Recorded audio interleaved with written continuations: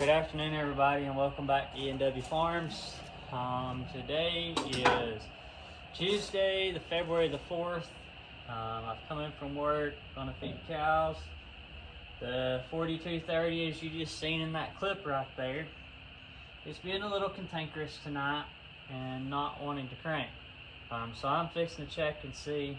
This is a brand new battery that I just put on a couple weeks ago. It's probably been on a month, maybe. I don't know. But I had fed cows last night. Tractor cranked fine, but the tractor was plugged up on the block heater. So I don't know if we've got an alternator issue.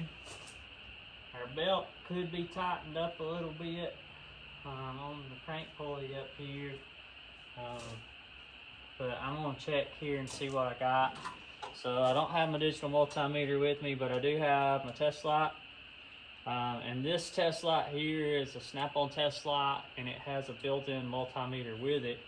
So this is going to at least tell me how many volts I got. 11.8. Alright, so on a battery, anything less than like 12.4, 12.3, 12.4, that battery is going to be considered weak. There's a percent chart based off of the state of charge, which is what that is. That's what's referred to as an open voltage test or open voltage state of charge test to see what the open potential battery voltage of this battery is. And so when we're training guys at the college for how to do this, this is one of those things. This is a very basic test. Everybody should know how to do this, and it's one of those things that oftentimes a no crank, no start, or a clicking like that one's doing, people forget the basics. So I'm going to actually load test this with a carbon load pile just to make sure that this battery hasn't gone bad. If it hasn't, well then I'm probably going to put a battery charger on it, and I may go get a jump box out of the truck. I don't know that the jump box is charged up enough to make it spin, but we'll see. So let me get my load tester here. This is a small carbon load pile tester. So what we're going to do is we're going to connect the red to the positive, the black to the negative, and then we're going to flip the button here at the bottom, hold it for about 5 seconds and see what happens.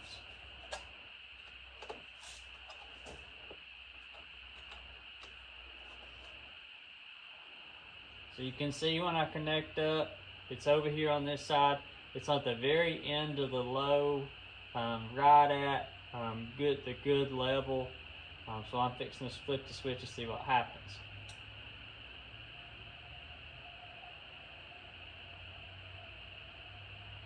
Yeah, that battery's good.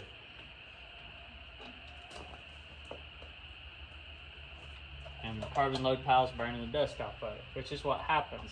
There's a coil inside there, and that's what performs the load test.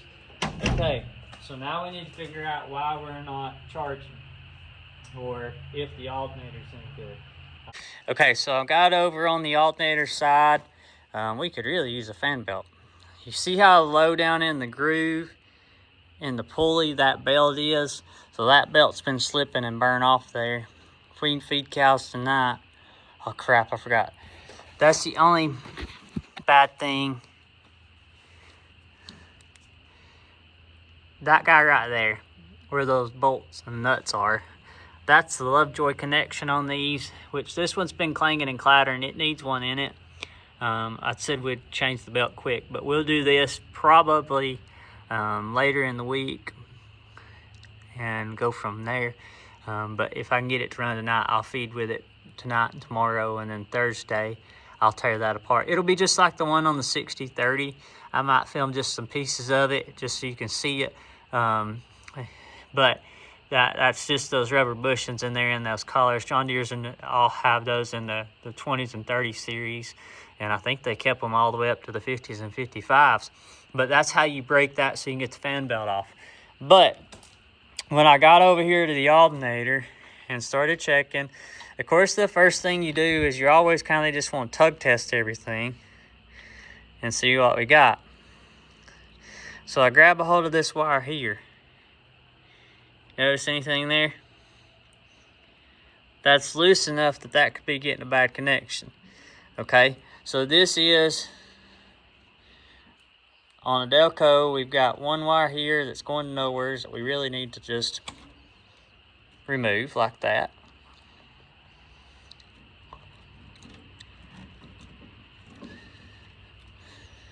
Clean some of this mess off.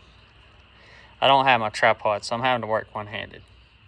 The tripod's in the 7740 out in another barn, so.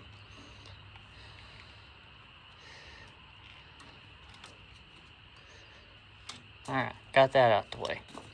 Okay, so this is the hot wire running over to the batteries. I can about guarantee you that that guy right there being loose is more than likely why we're not getting a good connection over there at the battery and we're not charging our batteries.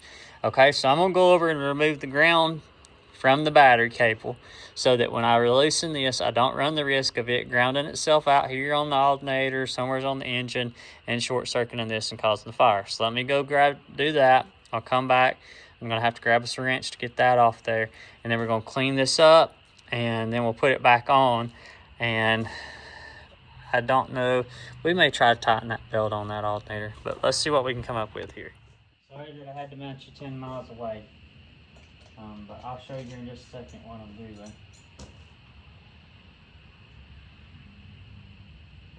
Oh yeah, that's a problem.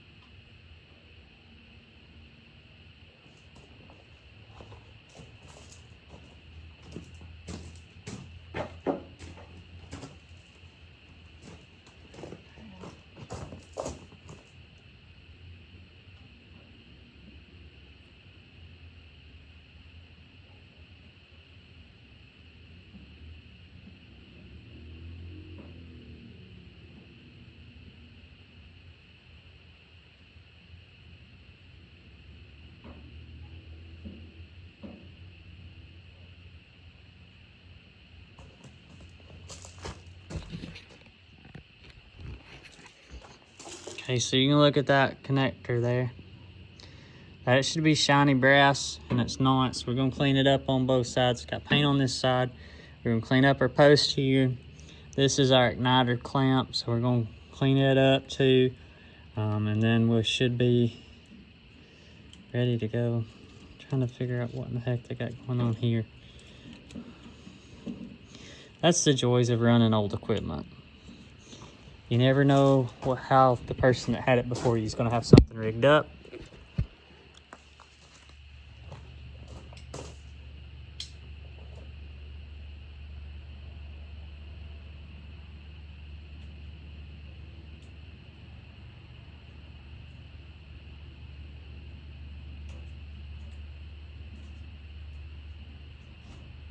I get accused of not showing a whole lot of the stuff that gets broke, or stuff that breaks on us. But this is one of those things. We needed something for Thursday for a video, so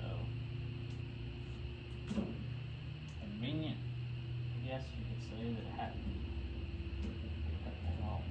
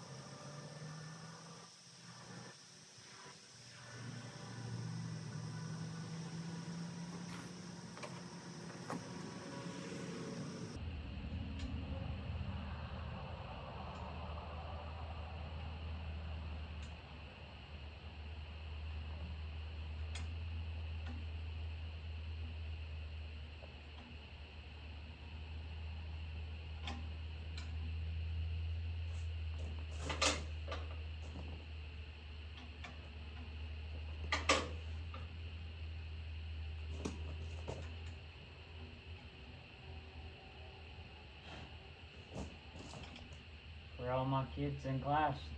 This is exactly what we talked about today. What kind of fastener is that? Not a 3/8, it's a 10 millimeter or something probably, because it's not a 3/8, and it's not a 1/2 inch. It's probably a 1/4 size. Let me go get another. Bingo, 10 millimeter on the dot.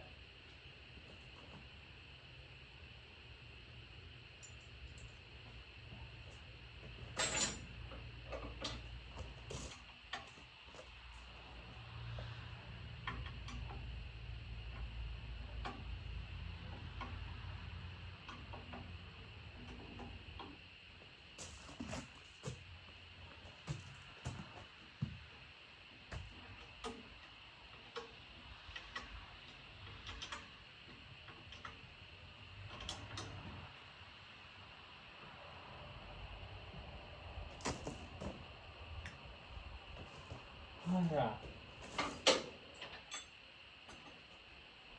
Let's go over and I'll put my battery cable back on.